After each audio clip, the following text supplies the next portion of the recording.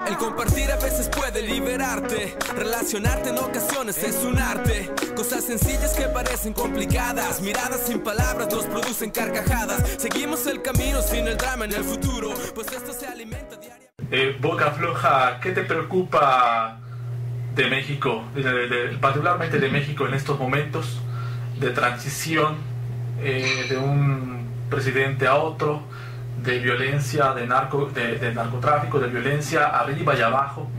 ¿Qué te preocupa de México, especialmente a ti como artista? Bueno, de manera inmediata me preocupa evidentemente que el regreso de la dictadura, ¿no? El regreso de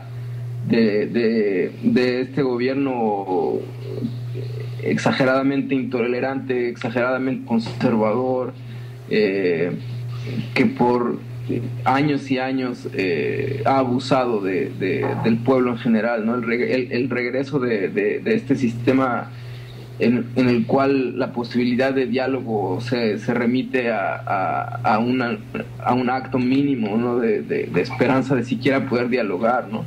Me preocupa muchísimo el hecho de que en México hay una guerra y esa guerra está permeando a gente que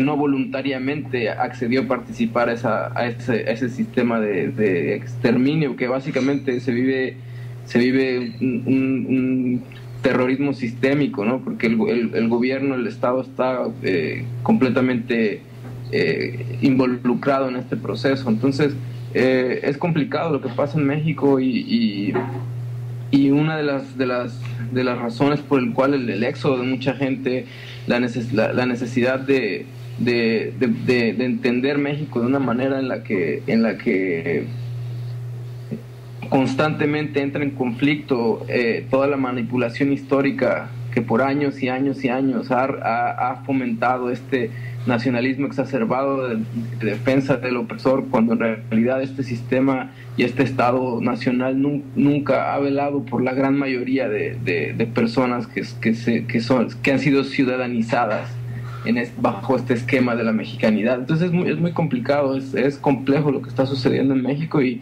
evidentemente me preocupa. Desde tu punto de vista, sí, como artista, tu punto de vista político, tu punto de vista como ser humano mexicano formado, ¿cuál crees que sea la salida o por dónde camina una salida hacia esta crisis ahora con el nuevo contexto del regreso del PRI a la presidencia del país? Bueno, creo que no esa es una pregunta muy compleja y nadie hasta este momento conoce una fórmula precisa que va a descifrar la trayectoria más positiva para la mayoría de la gente. Creo que son muchos elementos que se tienen que conjugar y que de alguna manera hay muchas luchas y muchos movimientos que tienen que formar parte de este engranaje de transformación social e identitaria incluso, ¿no? Entonces hay decisiones que suelen ser estratégicas, que no necesariamente tienen que ver con una convicción ideológica, pero que tienen que tomarse en base a poder seguir presionando a las estructuras de poder, ¿no? Entonces, entrada así a corto plazo, hubiera sido muy importante que el presidente electo evidentemente no fuera Peña Nieto, ¿no? Teníamos que tener al menos la posibilidad de tener un diálogo con otro sistema de poder que fuera al menos un poco más flexible en términos del poder dialogar con la ciudadanía, poder, ¿no? O sea, hay muchos elementos que tienen que combinarse, ¿no? Pero básicamente y en términos generales el seguir generando un pensamiento crítico en los jóvenes es fundamental para que la carga siga ejerciendo presión, ¿no? En este sentido, tomando en cuenta lo que ha sucedido no solamente en este 2012, sino también en el 2006, incluso antes, desde el 1988, ¿tú crees que la salida sigue estando en lo electoral o tú apostarías por otras vías de organización para la salida a la crisis en México? Yo siempre apuesto por la utilización de más vías, de entender el proceso democrático entre comillas, como un ejercicio que necesariamente se tiene que ver reflejado a través del voto o de las elecciones, de los procesos electorales o de los procesos bipartitas o tripartitas en general, pero también creo que hay que tomar decisiones estratégicas en momentos históricos donde probablemente las condiciones no estén dadas para formar otra posibilidad con posibilidades reales de toma de poder, para donde la gente tenga posibilidad de tener estas decisiones. Entonces creo que en el caso particular de esta elección, para poder abrir la posibilidad de dialogar con un sistema de poder, era necesario que estuviera un tipo como López Obrador, ¿no? O sea, aunque de alguna manera yo no ideológicamente puedo diferir muchísimo y puedo tener muchas diferencias en fondo y forma, definitivamente era importante poder tenerlo a él como una manera de establecer ese posible diálogo y seguir presionando y seguir creando estructuras de diálogo con el poder, ¿no? Evidentemente teniendo al tipo como Enrique Peña Nieto, automáticamente, por todo lo que él representa y por todo lo que su partido representa, hay puertas que están ya cerradas de entrada sin siquiera tener la mínima posibilidad de diálogo, ¿no? Hay cosas que se cortan de facto, ¿no? Entonces eso es una cosa complicada y una cosa muy, muy grave, ¿no? Entonces definitivamente apuesto en las decisiones que a veces van por la estrategia, ¿no? Es una especie de juego de dominó en el que hay que saber jugar las piezas de la manera más inteligente posible.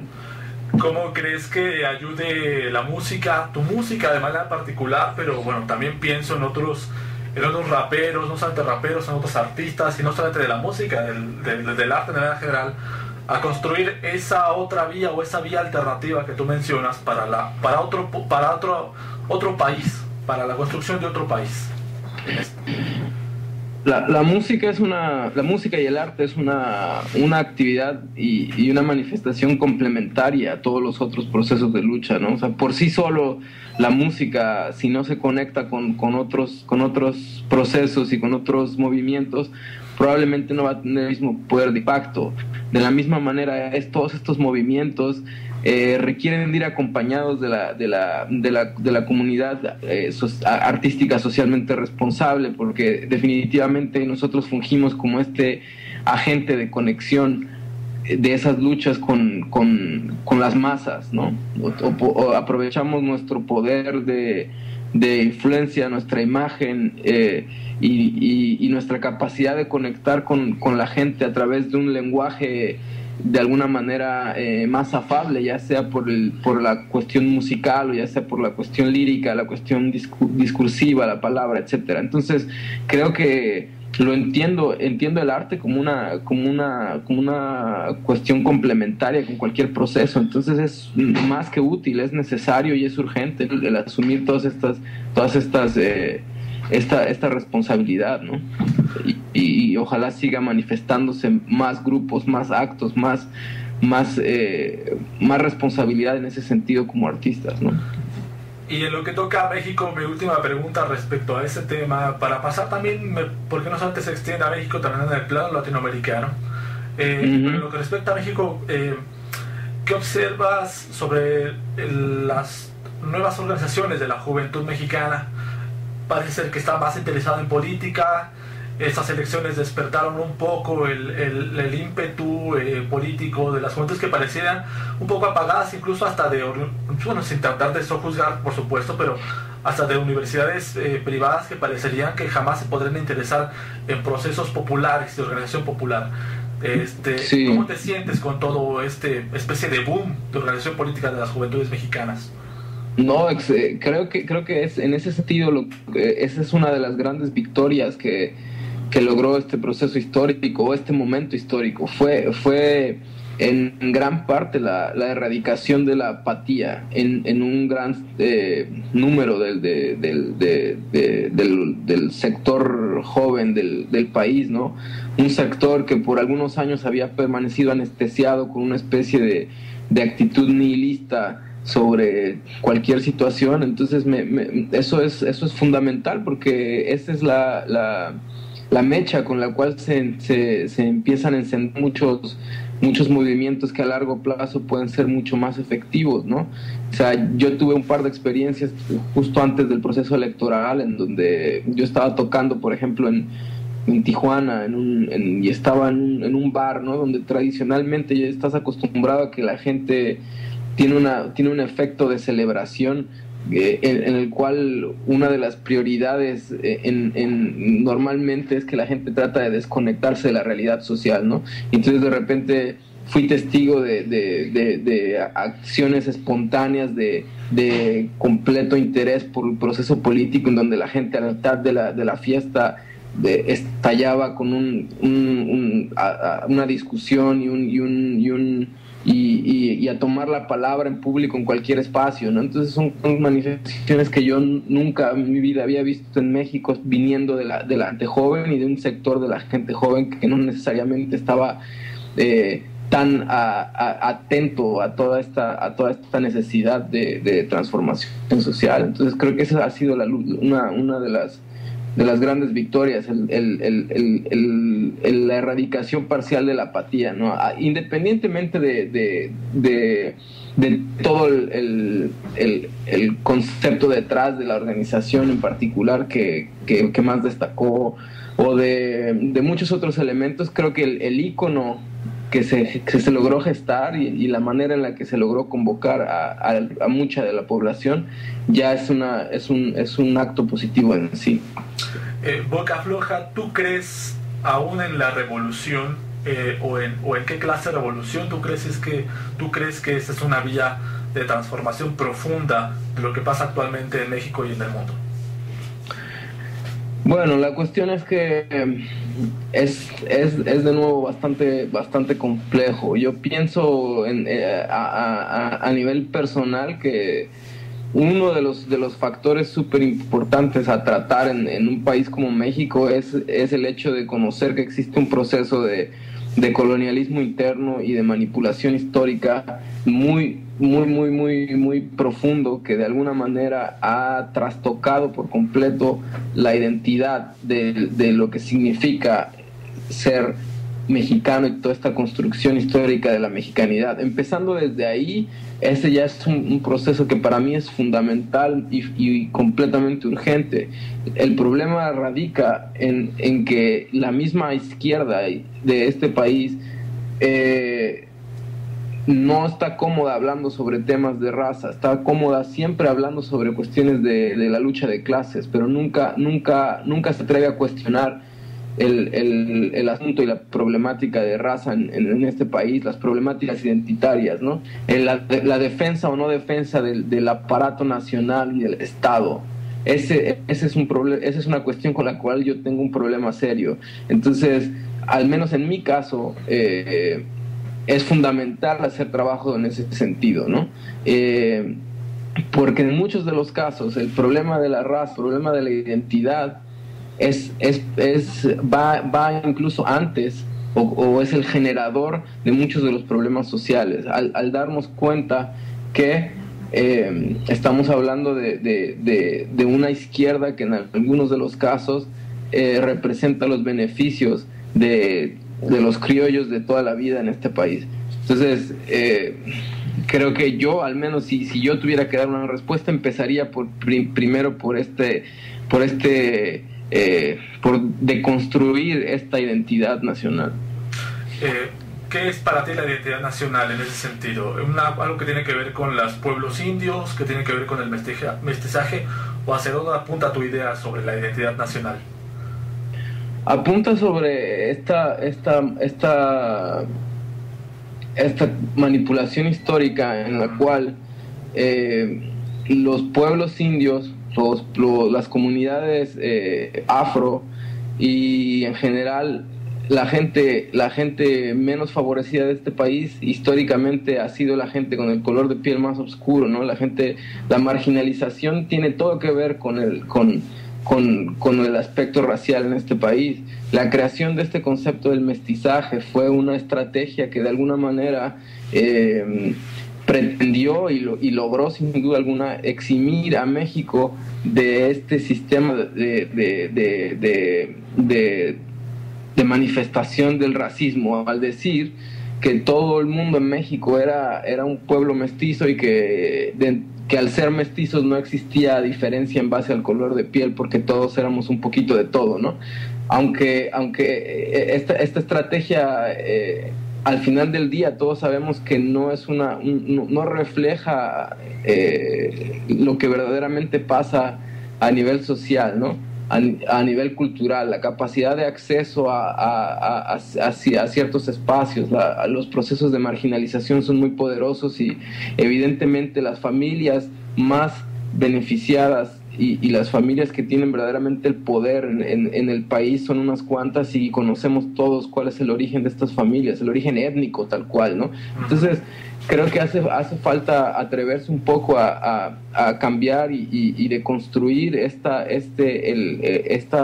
estructura que ha sido manipulada por años y años y años, de la cual incluso la misma izquierda ha mantenido una postura un poco al margen de alguna manera, porque ellos mismos se ven beneficiados en este mismo proceso, ¿no? ¿Qué papel han tenido los medios de comunicación en este problema que tú refieres, en la cuestión de la marginalidad de la raza, de entrada de la discriminación por raza en México, que forma parte del complejo problema de identidad nacional, pero también que trasciende a lo político, ya que tocas el tema de las izquierdas, de cómo no pretenden abordar esta problemática? Los medios de comunicación, ¿qué papel están jugando en todo esto que hemos analizado en estos minutos? Los medios de comunicación están defendiendo deliberadamente las estructuras de poder, ¿no? Algunos defienden alguna en particular, otros defienden otra, pero es muy claro que como toda gran estructura de poder, las posiciones, las personas en esas posiciones de poder en cualquiera de esos aparatos es sin duda la misma población privilegiada, ¿no? Entonces es todo un gran consorcio donde está lleno de socios que defienden los mismos intereses. El movimiento juvenil justamente apuntaba a la democratización de los medios, le llamaban. ¿Tú crees en la democratización de los medios de comunicación en México o lo ves de una manera distinta? Yo creo en que la gente, en que gente como tú y gente como yo debemos estar en la posibilidad de acceder a ciertas posiciones de control sobre las disciplinas que nosotros tengamos. Esto en sí evidentemente habla de un ejercicio democratizador en el cual la estructura de poder se reparta de una manera más congruente con los intereses de la mayor parte de la población, ¿no?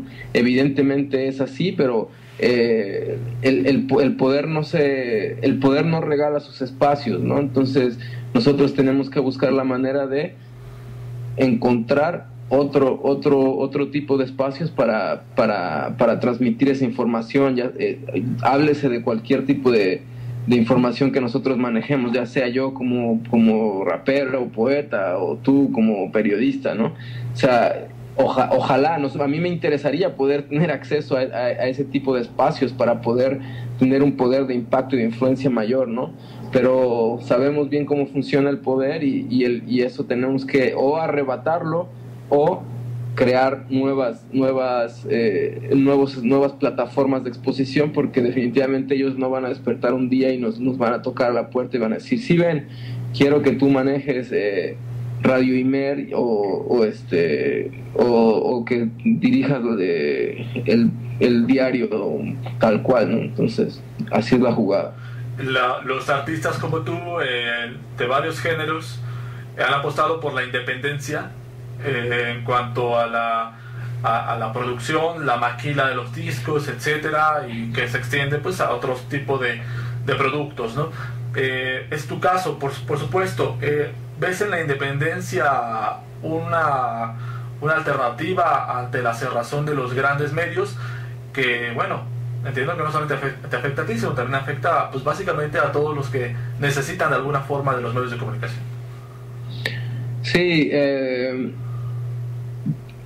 claro, apuesto en la autogestión y de alguna manera también hay que reconocer que hemos sido orillados hacia esa ruta, porque al no recibir ningún tipo de apoyo de estructuras privadas o públicas, estatales o independientes, nos hemos visto en la necesidad de buscar generar nuestras propias redes de autogestión para poder seguir produciendo, para poder expresarnos artísticamente y ahí tiene muchas ventajas, ¿no? Y es un juego que al final del día otorga muchas más satisfacciones, ¿no? Pero definitivamente no es fácil también, porque estamos jugando a esta estrategia de la autogestión y la independencia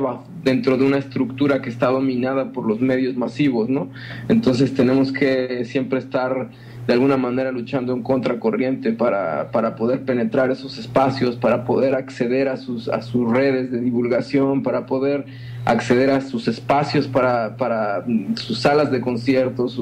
Entonces es complicado, pero al final del día es una lucha como más genuina, más auténtica y más satisfactoria, ¿no? Ya, y sin mencionar el hecho de que un discurso como el que nosotros manejamos no es confortable y no es adecuado para sus estructuras de poder, y obviamente pocas veces vamos a ser invitados, firmados, contratados para sus espacios justamente por lo que representamos, ¿no?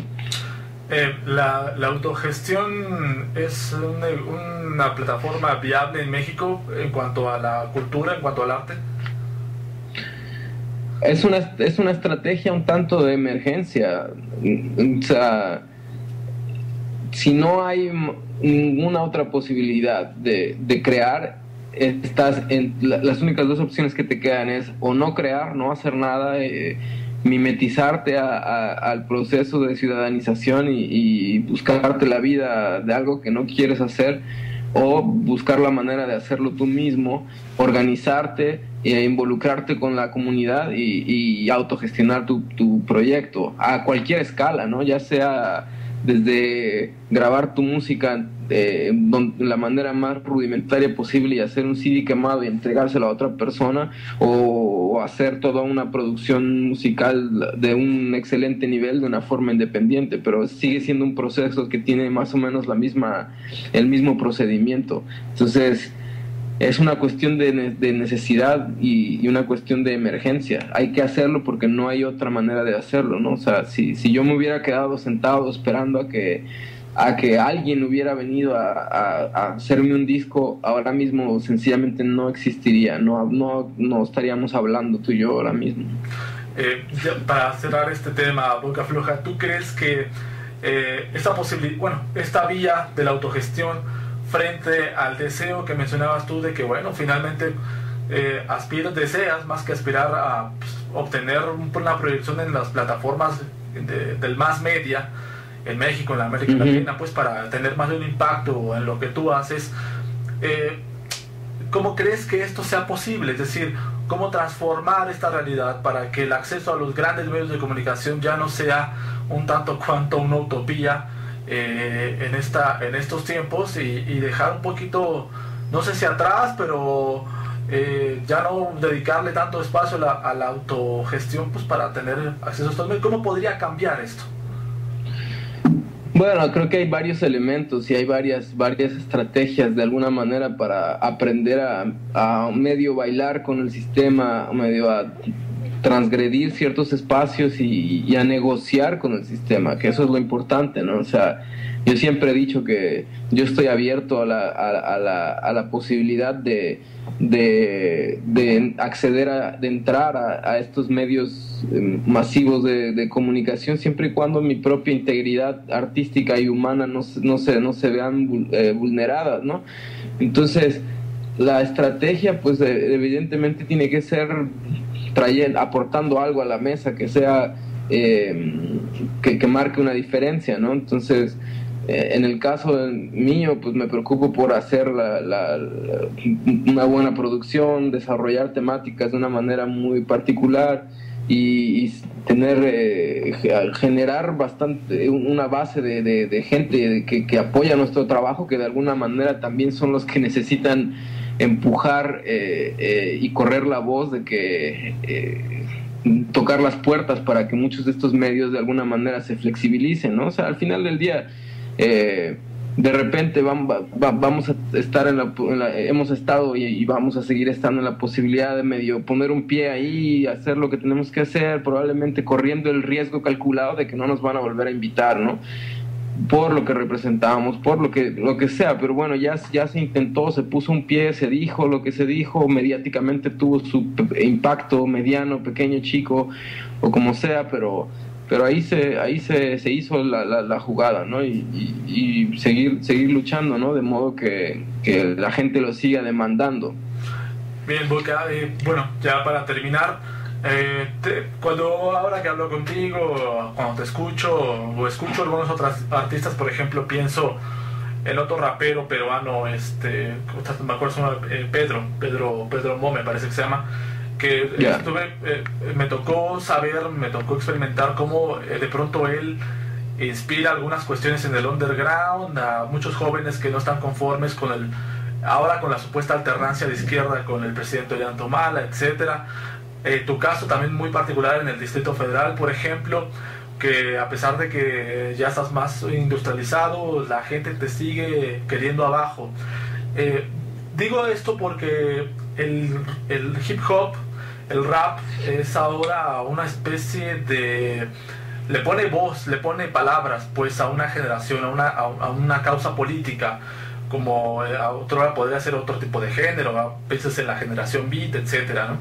¿Estás de acuerdo con esa percepción de que el hip hop es ahora una especie de acompañamiento musical de los procesos políticos en América Latina? Sí, porque pienso que toda la experiencia del hip hop como tal, como cultura, como manifestación artística, tiene todo que ver con este proceso de resistencia creativa a nivel histórico. Entonces es evidente que es el rap, el hip hop, es el soundtrack de muchos de estos procesos sociales, ¿no? Porque es una música que está ligada necesariamente a muchas experiencias de marginalización, a muchas experiencias ligadas a la cuestión identitaria, ¿no? Digamos que de la gente oprimida y la gente de color del mundo, ¿no? Entonces, de alguna manera es una relación directa que es innegable. Ahora bien, creo que eso implica una responsabilidad con respecto a los actores de esta representación, los cuales somos nosotros, que de alguna manera necesitamos asumir este rol y asumirlo con una responsabilidad y con la mayor coherencia posible, ¿no? En el sentido de saber de lo que estamos hablando y saber que no son palabras al viento, ¿no? Hay que asumir un entendimiento bien claro del rol que estamos jugando, ¿no? Y sin embargo el hip hop también, por otro lado, es generador de algunas letras, algunos artistas de misoginia, de violencia, de violencia racial, inclusive. ¿Cómo es que existe esta ambivalencia? Por un lado, el hip hop es algo tan profundo y por otro lado algo algo que va en contra justamente de los valores que, por ejemplo, artistas como tú ponen al frente. Pues sí, es un proceso el capitalismo juega constantemente a hacer ejercicios de cooptación, ¿no? O sea, cualquier actividad artística, manifestación artística, expresión cultural que el sistema comienza a detectar como un agente causante de cualquier tipo de transgresión en contra de él, inmediatamente el sistema desarrolla estructuras y estrategias para cooptarlo, transformarlo y después regresarlo otra vez a la comunidad, pero con un mensaje coherente a los intereses del sistema, ¿no? El hip hop no se ha quedado fuera de este proceso de cooptación, ¿no? Lo hemos visto absolutamente casi con cualquier manifestación cultural, ¿no? Lo hemos visto con el rock, lo hemos visto con muchísimo, con el arte, en cualquier sentido, con la literatura, lo hemos visto con cualquier manifestación artística, ¿no? El hecho de que exista esta ambivalencia con respecto al hip hop, pues bueno, de alguna manera es muy, muy notoria y mucho más satanizada por ciertos medios, por la gente que expresa hip hop, que volvemos a lo mismo, son este carácter donde la marginalidad es inevitable, ¿no? Pero al mismo tiempo, digo, muy poca gente se incomoda y muy poca gente deconstruye la idea de ver que mucho de la música tradicional mexicana resulta profundamente más misógina que la canción más misógina de hip hop que puedas imaginar, ¿no? Entonces, ahí viene también esta ambivalencia en el sentido crítico con respecto al análisis de la cultura como tal, ¿no? Donde siempre el hip hop va a jugar un papel marginal hasta en ese mismo proceso de criticarlo, ¿no? Bien, Boca, bueno, pues con esto terminamos esta entrevista, te agradezco mucho. Algo que quisieras abrevar a esto que hemos hablado, que te parecería importante dar a conocer pues a tu audiencia, pero no solamente a tu audiencia, sino también a quienes en el plano latinoamericano, en el plano mexicano particularmente, pues están interesados justamente en esto que tú analizas. El sistema de poder, la cultura deformada por el capitalismo, por el sistema de poder mismo, pues desde tu punto de vista como artista, como rapero, como mexicano. Bueno, considero que es fundamental el seguir estimulando un pensamiento crítico, ¿no?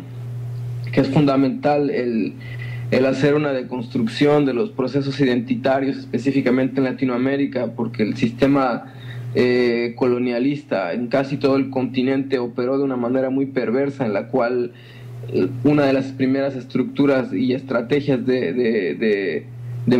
con la cual pretendió mantenernos subyugados y subordinados fue a través de esta estimulación y generación del amor por la patria, ¿no? Sin hacer ningún cuestionamiento previo sobre qué significa la patria y qué es lo que estamos adulando y cómo esto se convirtió en un sistema de anestesia para mantener controlados a los pueblos. Entonces hay muchas cosas que hay que deconstruir, hay muchas cosas que hay que cuestionar y hay muchas cosas que hay que entender como realidades diferentes, ¿no? No existe no existe una posibilidad única de transformación social, individual o colectiva. Entonces creo que es importante seguir explorando y seguir de alguna manera teniendo los oídos abiertos a muchas de estas voces que andan y andamos por ahí hablando y haciendo proyectos que al final del día forman parte de una lucha contrahegemónica, ¿no?